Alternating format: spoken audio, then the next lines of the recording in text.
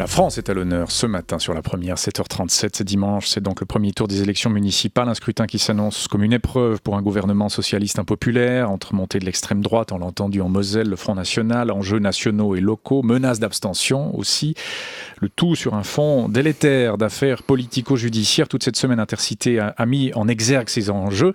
Et ce matin, pour conclure, le plaisir de recevoir un élu frontalier, Étienne Blanc. Bonjour. Bonjour. Merci beaucoup d'être ici dans nos studios de Lausanne, Étienne Blanc. Vous êtes maire UMP de Divonne-les-Bains, c'est juste à côté de chez nous, c'est à la frontière française près de Nyon. Vous vous représentez d'ailleurs pour un 5e mandat, vous êtes aussi député de l'Ain.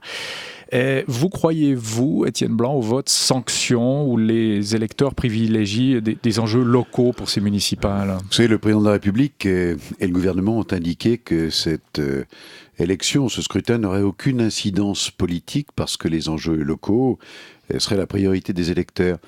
Quand dans un pays comme la France, on renouvelle 500 000 élus locaux, 500 000, évidemment le résultat aura une signification politique. Et d'ailleurs, dans la précédente majorité, quand nous étions aux affaires, la gauche a remporté les élections locales, elle en a bien tiré les conséquences politiques, donc il en sera exactement de même sur ce scrutin. Il y aura un vote sanction. Bien sûr, c'est évident. La montée du FN, on entendait tout à l'heure à 6h30 un reportage en Moselle, les gens, à Forbach, c'était à Forbach, bassin minier, etc. Les gens étaient très proches du FN, de plus en plus d'anciens communistes, etc. La montée, la poussée, le score éclatant du FN, ça va se passer comme ça, selon vous ?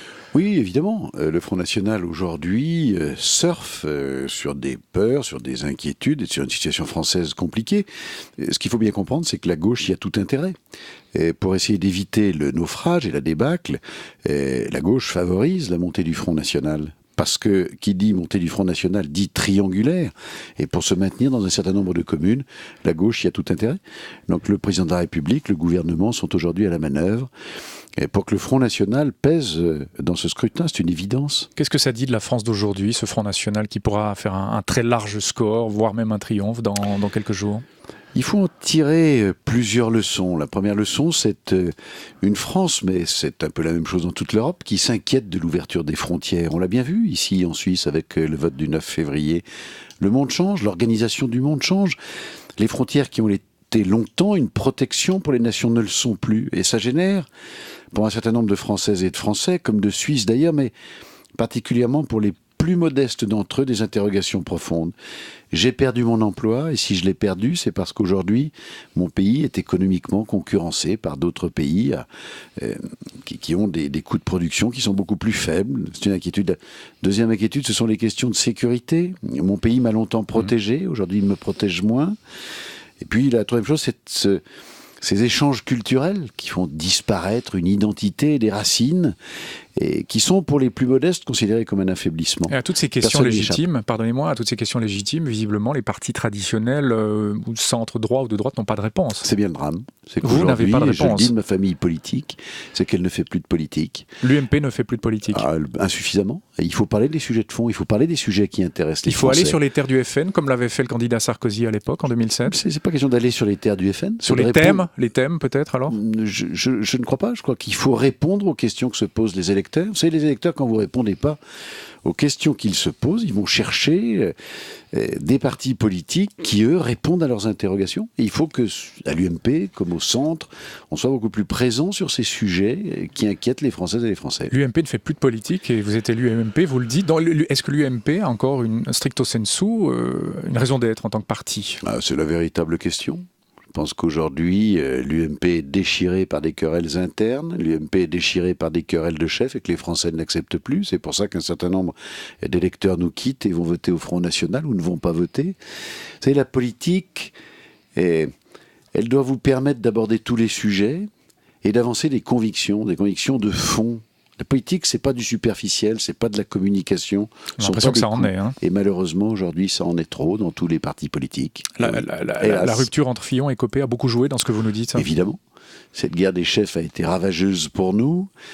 Et j'espère d'ailleurs que très rapidement, l'UMP se remettra en ordre de bataille. Moi, je suis partisan d'un congrès extraordinaire juste après les élections européennes. Les résultats, au mois de juin, peut-être. Au mois de juin. Oui. Et il faut que nous ayons ce congrès extraordinaire pour reposer des bases solides et reconstruire des fondations pour une grande formation politique de la droite et du centre-droit. Et nommer peut-être un nouveau chef ? Peut-être. Moi, j'ai soutenu la candidature de Jean-François Copé, parce que je pensais que la meilleure solution chez nous, à l'UMP, c'était d'avoir un chef de parti, et Jean-François Copé est un bon chef de parti, et de ne pas mélanger les fonctions de chef de parti avec les fonctions futures de candidat à la présidence de la République.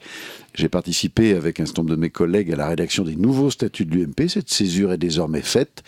Il faut maintenant bien distinguer la campagne présidentielle et la gestion de l'UMP. Étienne Blanc, qui serait l'homme ou la femme providentielle alors à ce poste? Je ne sais pas, il y a beaucoup de candidats qui sont en lice. Et je pense qu'il est temps pour nous d'ouvrir l'UMP à de nouvelles générations, sans doute à de nouveaux comportements, à de nouvelles stratégies. Politique, ce sont des idées, d'abord et avant tout des idées.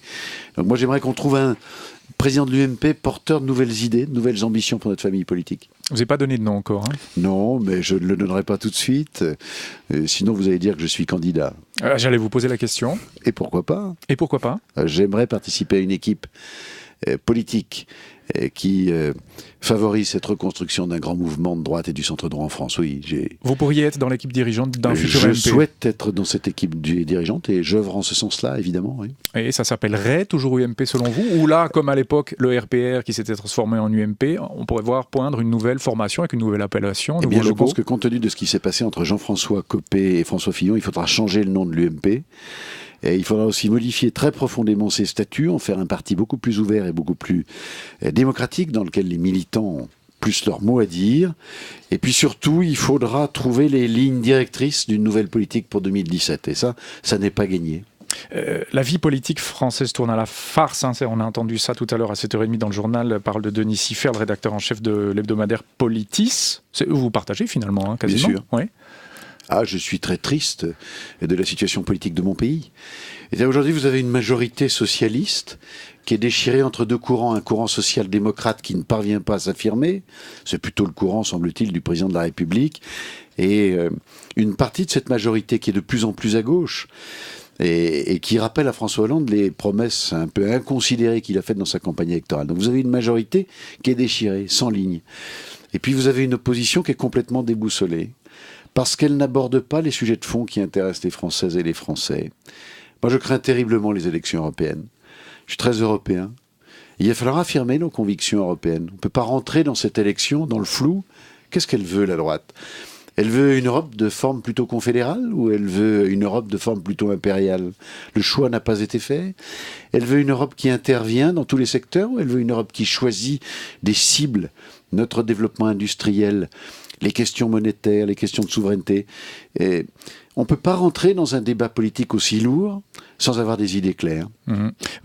Congrès de l'UMP, et il va se tenir au mois de juin, ou vous l'appelez de vos voeux? Je l'appelle de mes voeux. Oui, on nous écoute en français aussi ce matin, bien sûr. Et puis sur Internet, les Français peuvent nous écouter en tout temps. Étienne Blanc, vous êtes maire UMP de Divonne-les-Bains. D'ailleurs, votre situation personnelle pour ces municipales, vous pensez bénéficier du désamour du gouvernement socialiste national et de faire un très beau score, là? Je sais pas, vous savez, Divonne-les-Bains, c'est une ville qui est plutôt marquée à droite. Donc les questions nationales n'ont pas eu une influence considérable. Je pense qu'en France, l'effondrement du Parti socialiste, et la situation économique calamiteuse que nous connaissons, les déficits s'accroissent et on paye de plus en plus d'impôts. Vous savez, au bout de 2 ans, les Français commencent à juger. La France, elle paye de plus en plus d'impôts, elle a des déficits qui se creusent et elle a de plus en plus de chômage. Et dans ces circonstances, évidemment, le vote de dimanche prochain aura une connotation nationale. Évidemment, ça doit être un vote sanction contre la majorité actuelle.